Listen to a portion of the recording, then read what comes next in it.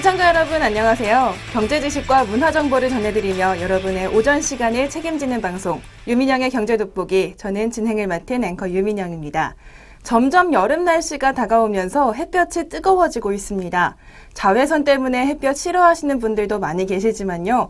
우리 몸에도 꼭 필요한 비타민 D를 꼭 만들어준다고 하기 때문에 어느 정도는 야외 활동하셔도 될 것 같습니다. 그럼 우리 경제 돋보기도 햇볕처럼 정말 유익한 방송으로 거듭나길 바라면서 오늘의 경제 돋보기 지금부터 시작하겠습니다.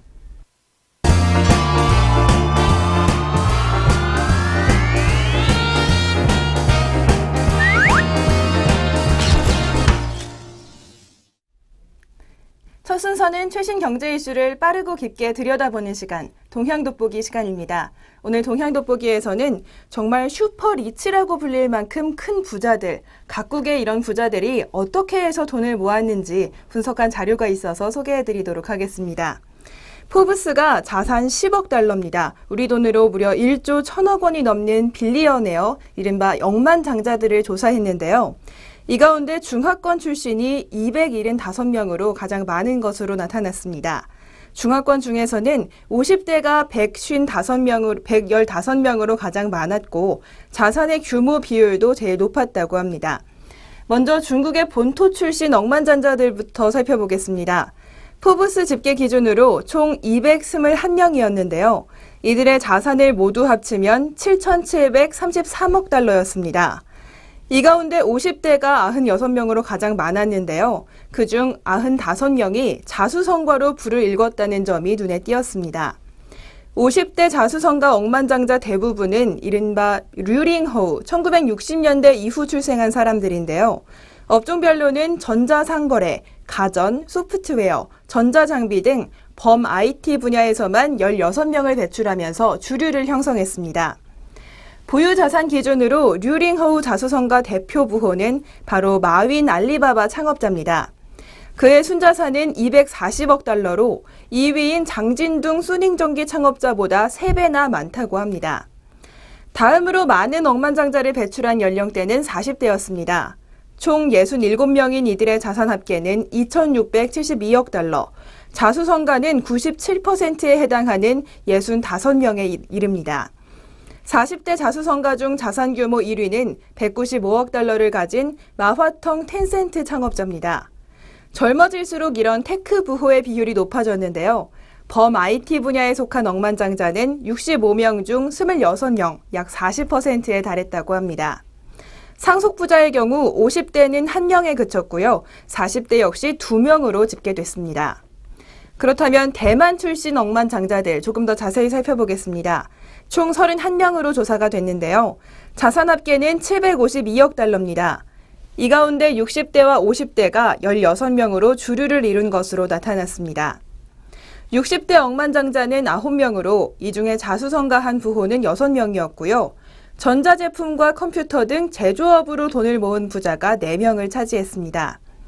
이 연령대의 자수성가 부호 중 자산 1위는 애플 제품을 위탁 생산하는 폭스콘의 궈타이밍 회장이었습니다. 집계된 자산은 70억 달러였습니다. 다음으로 50대 억만장자는 7명을 기록했는데요. 이 중 자수성가는 3명으로 자산 합계는 116억 달러였습니다. 상속부자의 4명보다 1명 적지만 자산을 합쳐보면 8억 달러가량 많은 모습을 보였습니다. 50대 자수성가 또한 제조업으로 부자가 됐는데요. 자산 규모 1위는 바로 쌀과자로 유명한 식음료 기업 왕왕그룹의 차이엔밍 회장이었습니다. 그는 아버지가 운용하던 통조림 제조업체를 쌀과자 기업으로 바꿔서 재창업한 것으로 알려지고 있습니다. 홍콩 역시도 빌리어네어 55명의 주류 연령대가 대만과 비슷했습니다. 60대가 17명으로 가장 많았고요. 자수성가는 13명에 달했습니다. 홍콩 60대 부자 전체의 67%를 차지하는 자산을 가지고 있었습니다. 다음으로 50대가 12명이었고요. 자수성가 부자는 이 중 9명을 차지했습니다. 홍콩의 경우 부동산 부자 비율이 꽤 높은 것으로 집계가 됐습니다. 제조업보다는 금융과 부동산 등 자산 관리업이 상대적으로 발전했기 때문입니다. 60대는 자수성가와 상속자 모두 부동산업에서 자산 1위 부자가 나왔고요. 50대 또한 자수성가 부자의 절반 이상은 절반 이상은 부동산 부호로 집계가 됐습니다. 그렇다면 일본으로 한번 가보겠습니다. 억만장자 연령대가 꽤 높은 편이라고 하는데요. 전체 억만장자 22명 가운데 60, 70대가 각각 5명씩 10명을 차지했습니다. 이 10명 중 자수성가 부호는 7명이고요. 이들의 자산 합계는 416억 달러였습니다. 대표 주자는 바로 유니클로 회장인 야나이 다다시 회장이었습니다. 자산 225억 달러로 일본 최대 부호 자리도 꿰차는 모습이었습니다. 노년층만큼은 아니지만 일본에는 50대와 30대 억만장자도 무시할 수가 없습니다. 50대인 손정희 소프트뱅크 창업자는 50대 부자 4명 중 대표로 꼽히는데요. 50대 억만장자 4명은 모두 자수성가형 부자였습니다. 또 30대의 경우 소셜 네트워크 서비스인 믹시의 창업자 가사하라 겐지 등 4명이 있었는데요. 자산 합계 61억 달러로 이들도 모두 자수성가형 부자였습니다. 이렇게 중화권과 일본 모두 자수성가형 부자의 비율이 굉장히 높은 모습이었는데요. 마지막으로 우리나라는 억만장자 29명 중에 상속자 비율이 굉장히 높았습니다. 억만장자 29명 가운데 40대가 9명으로 가장 많았는데요. 이 중 자수성가 부호는 4명으로 절반에 못 미치는 모습이었습니다. 자수성가 부호의 자산 합계는 99억 달러였는데 상속부자 5명의 자산 합계 176억 달러보다 굉장히 낮은 수치를 보여줬습니다. 40대 자수성가형 부호는 모두 IT 업계에서 나왔습니다. 크로스파이어 등으로 온라인 게임 업계에 거물이 된 권혁빈 스마트게이트 그룹 회장이 자산 기준 1위 부호에 올랐고요. 김성주 NXC 대표는 자산 28억 달러로 2위, 그리고 3위는 자산 24억 달러를 가진 김범수 다음 카카오 의사회 의장이었습니다. 자수성가 총 1위에서 3위의 총자산은 40대 상속부자 1, 2위인 이재용 삼성전자 부회장과 정의선 현대자동차 부회장의 자산 합계에는 못 미치는 모습이었습니다. 이렇게 40대에서 상속형 부자가 많은 모습이었고요. 50대 억만장자 중 상속자 8명 중 6명을 차지하면서 더 높은 비율을 나타냈습니다. 이들의 자산 합계는 227억 달러였는데요. 박현주 미래에셋 회장과 서정진 셀트리온 회장 등 자수성가 부호 2명의 자산 합계보다 6배 가까이 많았습니다. 70대로 올라가면 이건희 삼성전자 회장 등 억만장자 5명이 모두 상속부자입니다. 우리나라에서는 30대의 억만장자는 없는 것으로 조사됐습니다. 동북아 5개국 중 한국은 빌리언웨어가 분포한 전 연령대에서 상속자 수와 상속자의 자산 규모가 자수성가 부호를 앞지르는 조금은 특이한 모습을 보였습니다. 지금까지 동북아 5개국의 억만장자를 조사한 동향 돋보기 시간이었습니다.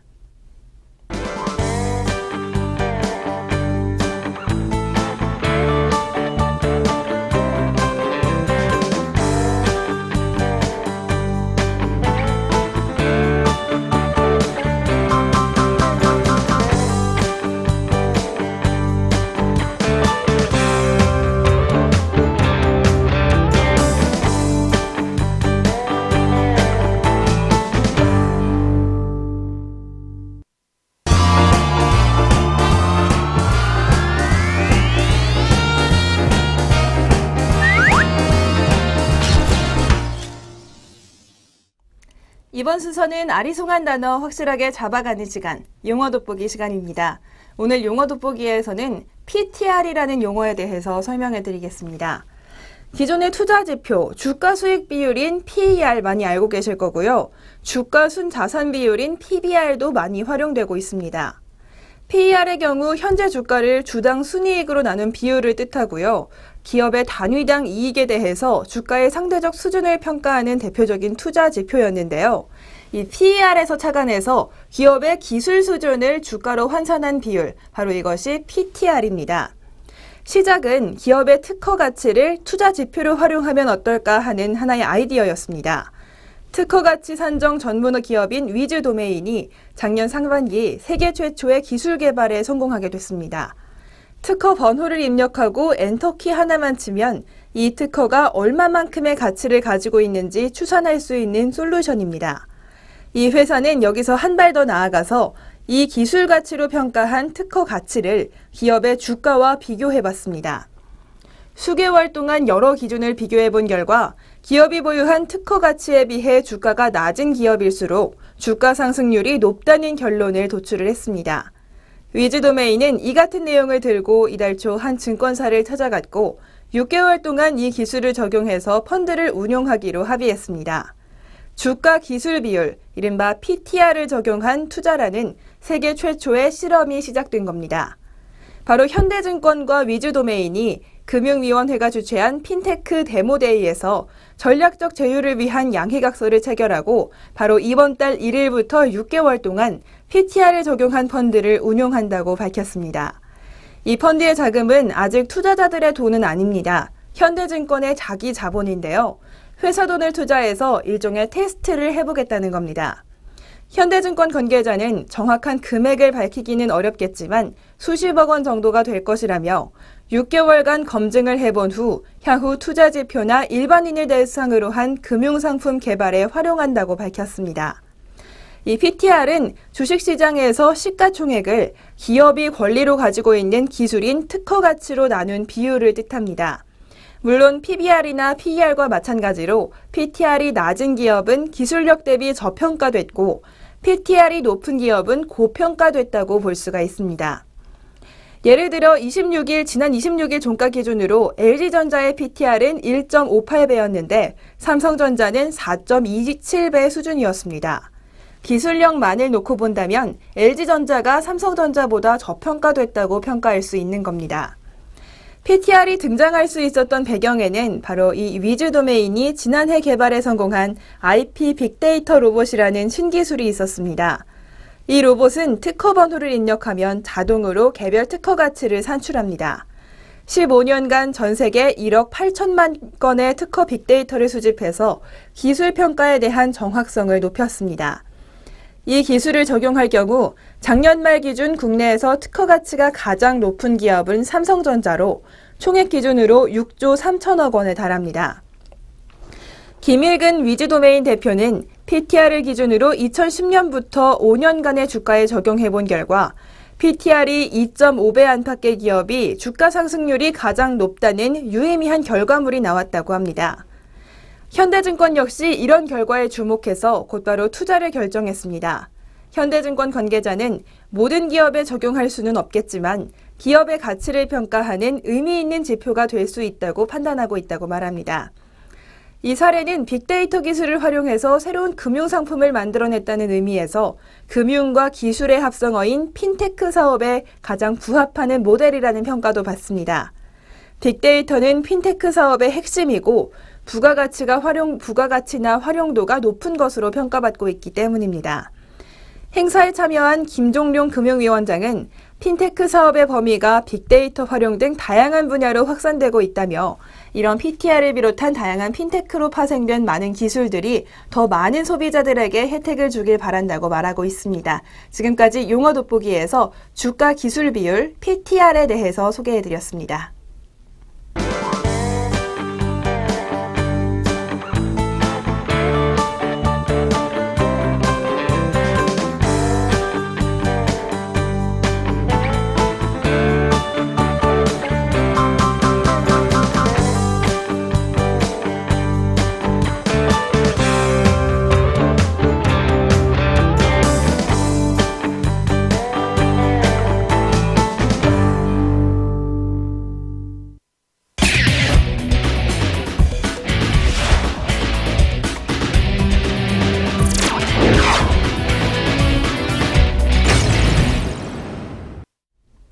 경제의 문화적 재미를 더하다. 컬처 앤 이코노미 시간입니다. 오늘 컬처 앤 이코노미 시간에서는 경제학 신간 소개해드릴 텐데요. 바로 러시아에 주목하는 경제학 책입니다. 러시아, 지금부터 10년이 기회다라는 책인데요. 저자가 대표로 있는 TRC 코리아, 바로 인당 연매출이 20억 원이라고 합니다. 평균 대기업이 12억 원, 중소기업이 6억 원인 것과 비교하면 굉장히 높은 생산성인데요. 저자는 바로 자신의 기업의 비밀이 러시아에 주목한 덕분이라고 말하고 있습니다. 이 책에는 저자가 20여 년 동안 러시아에서 비즈니스를 하면서 실제로 겪은 생생한 사례들이 소개되어 있습니다. 사례들과 함께 현장에서 몸으로 부딪히면서 터득한 성공 노하우들, 러시아 비즈니스에 바로 적용할 수 있도록 정리해주고 있습니다. 5년 전만 해도 신흥시장은 인도와 남미, 중국이었는데요. 지금 현재 중국이 떠오르는 가운데 포스트 중국을 찾으려는 움직임이 큽니다. 바로 저자는 포스트 중국이 바로 러시아라고 주장하고 있습니다. 루블화가 폭락하고 또 우크라이나 사태를 겪으면서 최근 러시아 시장은 극과 극의 평가를 받고 있는데요. 일부 경제 전문가들은 러시아 시장에 부정적인 관측을 내놓기도 합니다. 하지만 20여 년간 러시아에서 비즈니스를 해온 저자는 위기가 곧 기회라고 말하고 있습니다. 러시아는 최근의 경제 위기를 에너지 의존형 경제 구조에서 찾고 이를 극복하기 위해 의지를 불사르고 있습니다. 석유나 가스 등 자원 수출에 의존하지 않고 위기에 강한 산업 구조를 만드는 것이 지상 목표가 됐다는 겁니다. 이에 가장 적합한 솔루션을 가지고 있는 나라가 중국과 일본 그리고 우리나라라고 힘주어서 강조하고 있습니다. 20여 년간 러시아와 비즈니스를 이어온 러시아 무역 전문가인 저자는 러시아를 기회의 땅이라고 말하는데요. 그가 러시아에 기회가 있다고 하는 이유는 크게 세 가지입니다. 먼저 첫 번째로 충성도 높은 러시아 사람들의 민족성 때문입니다. 러시아에 대한 시장 장벽은 굉장히 높지만 일단 그 장벽을 한번 넘고 나면 그 안에서는 무엇이든 할 수 있는 곳이 바로 러시아라고 합니다. 의리 있는 바이어들과 협력업체를 발판으로 그 어떤 비즈니스라도 성공으로 이끌 수 있다고 주장합니다. 두 번째로는 한국에 대한 호의적인 태도 때문입니다. 삼성과 LG, 현대 등 대기업들의 제품은 러시아에서 호평을 받고 있는데요. 중국이나 터키에 비해 120% 이상 높은 수준의 품질을 가지면서 유럽 상품에 비해서는 50에서 70% 낮은 가격을 유지하고 있는 우리나라 상품들은 일본과 유럽 제품들을 밀어내고 러시아에서 국민 브랜드로 자리 잡고 있습니다. 여기에 한류 영품까지 더해지면서 우리나라에 대한 호감도가 최고치에 이른 상태라고 저자는 보고 있습니다. 마지막 세 번째 이유는 바로 3억 인구의 어마어마한 시장이기 때문입니다. 실제로 러시아 인구는 1억 4천만인데요. 하지만 러시아는 독립국가 연합의 나라들로 진출할 수 있는 교두보 역할을 하기 때문에 카자흐스탄, 벨라루스, 우즈베키스탄 등의 나라로 진출할 것을 고려한다면 3억 인구 그 이상의 시장으로 볼 수가 있다고 합니다. 중국은 이런 러시아의 상황을 이미 읽고 러시아 시장을 집어삼키기 위해 어마어마한 자본을 투입하고 있습니다. 점점 우리나라 기업들이 비집고 들어갈 자리가 좁아지고 있다는 뜻이기도 한데요. 바로 지금 그리고 앞으로 10년이 우리에게는 러시아에 진출할 수 있는 절호의 기회라고 저자는 말하고 있습니다. 우크라이나 사태로 서방과 맞서고 있는 러시아는 그동안 전적으로 수입에 의존했던 기계와 산업설비, 부품 등을 현지에서 생산하며 경제 구조를 바꾸기 위해 혼신의 힘을 다하고 있습니다. 여기에 우리 기업들의 역할이 필요하다고 하는데요. 그들이 원하는 생산 설비와 생산 기술을 동시에 공급하는 것이 러시아가 간절히 바라고 있는 바이기도 합니다. 전 세계적인 브랜드로 발돋움한 삼성의 글로벌 전략도 시작은 러시아였다고 합니다. 러시아에서 좋은 반응을 얻은 제품들을 글로벌화해서 세계 시장 정복에 성공한 건데요. 바로 지금 우리의 비즈니스맨들도 러시아 시장에 도전하라고 저자는 강력하게 추천하고 있습니다. 러시아, 지금부터 10년이 기회다. 오늘 이 책 소개해드렸습니다.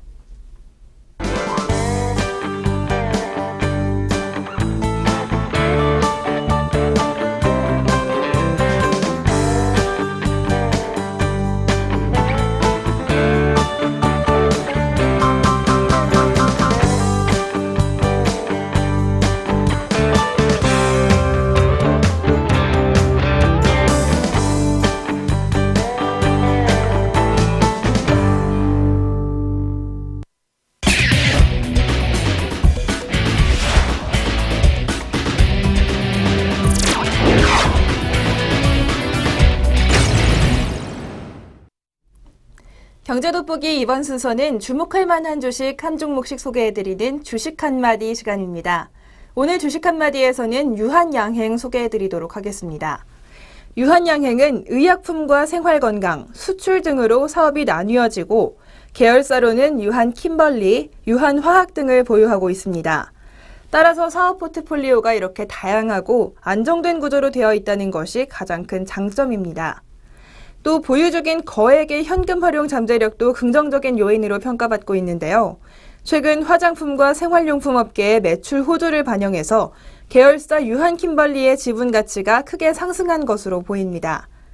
먼저 유한양행의 사업 부문부터 살펴보겠습니다.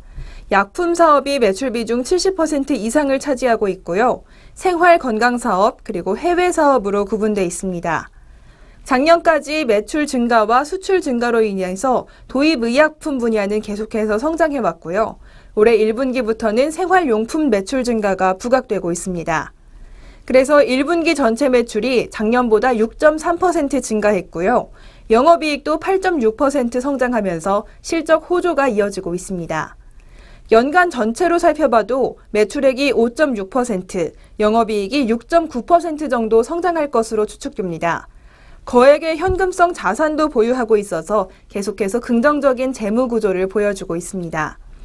올해 1분기 중에 B형 간염 치료제 매출이 전년 동기 대비 18%나 늘었습니다. 그리고 당뇨병 치료제가 9%나 늘어난 192억 원의 매출 기록하면서 의약품 사업이 6.2% 크게 성장을 했고요. 처방의약품의 전반적인 부진 가운데서도 도입의약품의 매출 호조가 성장을 견인하고 있는 모습입니다. 연말까지도 계속해서 추세가 이어질 것으로 보인다고 하고요. 또 다음으로 생활건강 부문은 약국 유통 중심으로 11.9% 성장했습니다. 유한양행의 기업 가치 이렇게 매출 호조세를 보이는 것과 더불어서 지분 30%를 가지고 있는 유한킴벌리의 지분 가치 상승에 큰 영향을 받고 있습니다. 화장품과 생활용품 업체인 아모레퍼시픽과 LG생활건강이 긍정적인 사업 전망으로 주가가 많이 올랐는데요. 그래서 비슷한 생활용품인 유한킴벌리의 기업 가치도 크게 상승한 것으로 평가가 되고 있습니다. 유한킴벌리는 1분기에 중국 수출 증가 등으로 매출액이 10%, 영업이익은 약 40% 증가했다고 합니다. 다른 화장품 생활업체의 PER 컨센서스가 아모레퍼시픽은 40배가 넘고요. LG생활건강은 30배인 상황에서 이를 보수적으로 반영해서 이 유한양행의 퍼 25배 정도를 반영한다고 하더라도 현재 주가에는 매력이 있는 것으로 판단이 되고 있습니다. 전반적인 화장품과 의약업계의 성장으로 좋은 평가받고 있는 유한양행, 오늘 주식 한마디에서 소개해드렸습니다.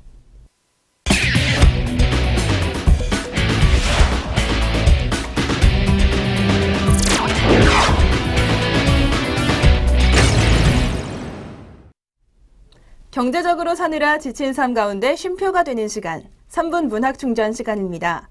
오늘 준비한 시는 바로 알프레도 디 수자 시인의 사랑하라, 한 번도 상처받지 않은 것처럼 이라는 시입니다. 아마 길가에서, 식당에서, 버스 정류장에서 이 시를 한 번쯤은 읽어보신 적이 있으실 것 같습니다. 사랑하라, 한 번도 상처받지 않은 것처럼. 제목에서부터 사랑에 대한 통찰이 느껴지는데요. 시 전문 함께 들어보시죠. 사랑하라, 한 번도 상처받지 않은 것처럼. 알프레도 디 수자. 춤추라, 아무도 바라보지 않는 것처럼. 사랑하라, 한 번도 상처받지 않은 것처럼. 노래하라, 아무도 듣고 있지 않은 것처럼. 일하라, 돈이 필요하지 않은 것처럼. 살라, 오늘이 마지막 날인 것처럼. 사실 춤을 출 때는 누군가에게 보여주기 위해서, 노래를 부를 때는 누군가에게 들려주기 위해서 부를 때가 많습니다. 마찬가지로 돈이 필요하기 때문에 일을 하는 게 당연해 보이기도 하는데요. 하지만 아무도 보지 않는 것처럼 춤추고 아무도 듣지 않는 것처럼 노래하고 돈이 필요하지 않은 것처럼 일할 때 가장 행복한 것이라는 것. 역설적이지만 정말 공감이 가는 시인의 통찰이었습니다.